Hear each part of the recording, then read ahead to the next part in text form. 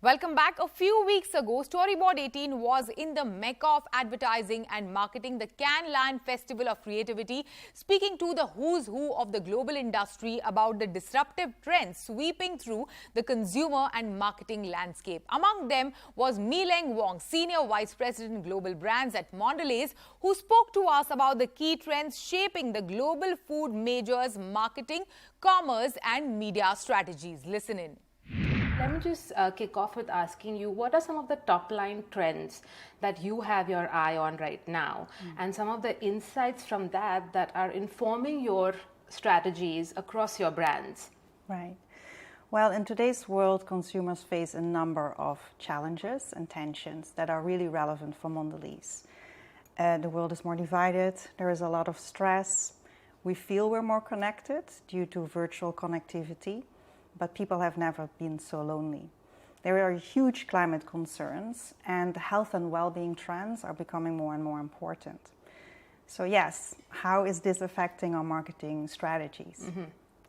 Fundamentally, the needs for snacking haven't changed that much. I mean, people still search for a snack to fuel their energy, to treat themselves, you know, to comfort or to share with others.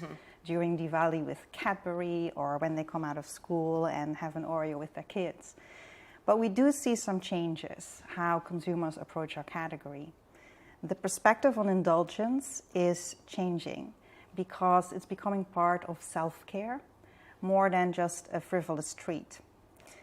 People want to treat themselves mentally, emotionally, without feeling the guilt. And this has only been accelerated due to COVID and stresses of economic uncertainty. So at Mondelez, we are challenging ourselves to reimagine the future of snacking through our brands with an emphasis on innovation, creativity, and commerce. Innovation is important, not just to grow share, but also to grow the category and the pricing power of our brands. Our brands are very well known, as you know, especially Cadbury in India, for creating those positive emotions of joy and pleasure.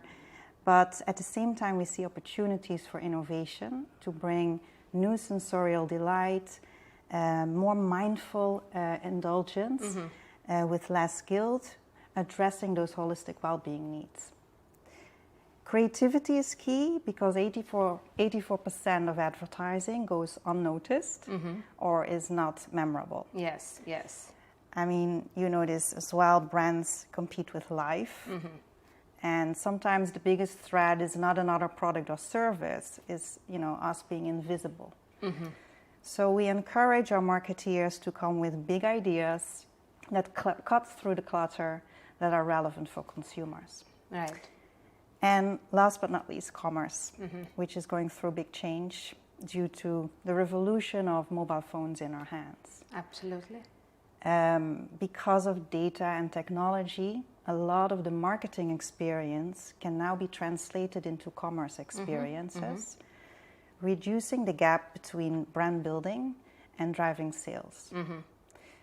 So we are going to integrate commerce in our marketing approach to help consumers get the right snack at the right moments wherever they are. Influencer marketing has been growing by leaps over the years, and I mean, all over the world, all brands, you know, use influencers. But we've also seen a kind of a bit of a pushback over the recent years, and there has been, of course, some criticism of influencer marketing. There have been situations. There's more scrutiny. And we're talking about regulations in a lot of markets. We've seen it in Europe, of course, and back in India as well. What is your sense of the influencer marketing ecosystem right now? And when you work with influencers, what are some of the things that you have to be mindful of, especially now? Has that changed over the past few years? Brands that are winning tap successfully into modern pop culture, and influencer marketing is definitely a key part of our brand building to keep our brands modern, topical, and also to surprise and excite our fan base. A great example is probably Oreo. Oreo's purpose is to connect the world through playfulness, and we've had very successful partnerships with Lady Gaga, where we had a pink Oreo. But also, I would say, IP influencers like Batman or Xbox. The latest one is Blackpink, a partnership with Blackpink in Southeast Asia, where this limited edition Oreo created unprecedented access to the artist. They got, consumers got exclusive content, personalized messaging, and a chance to meet for a meet and greet. So finding the right influencer is a little bit like finding the right partner, I guess. You need to share similar interests, and most critically, you need to align on values. If you only select an influencer because that influencer is trendy, or if it serves a specific marketing task, it's risky because you can harm brand equity, ultimately your business. So aligning on values is critical. At Cannes, of course, artificial intelligence. Give me a sense of what you make of it in terms of deploying artificial intelligence in your marketing strategies, in building brands, which eventually sort of impact business as well. In fact, I think anyone who says that they know what the real impact of AI will be is lying. There are so many polarizing opinions right now in the industry, right? From it's going to destroy humanity to the saving humanity. Jobs as well, Definitely. We don't know yet what the real impact will be, but we can make some very informed guesses. The ad and tech industry is talking a lot about the efficiency opportunity. Media teams have been transformed with AI, optimizing their targeting. So data analysts are using it already for research. So it's been around for a while. But what's really new is generative AI. And despite the efficiency opportunity, I'm genuinely excited about the creative opportunity that Gen AI can bring us.